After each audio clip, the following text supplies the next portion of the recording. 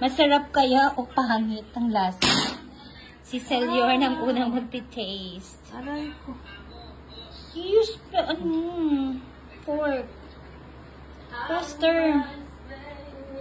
Oh, nakikita nyo yan. Tingnan nyo yung cheese. This is cordon bleu balls. Ayan, naka-ready na yan for next week kasi magiging baon ng aking mga babies. Ayan.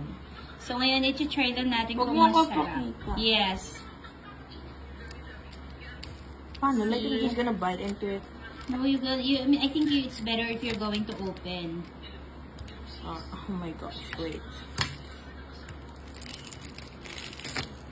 Ayan. So, yummy. Oh, it's so hot, bro. Wow, sarap sa loob. Okay, taste it. Kailangan masarap yan pag hindi masarap. Delete video. It's a threat. No. Kapag hindi masarap, delete video. Ano? Ako nga. Ano? This is very flavorful. Mmm.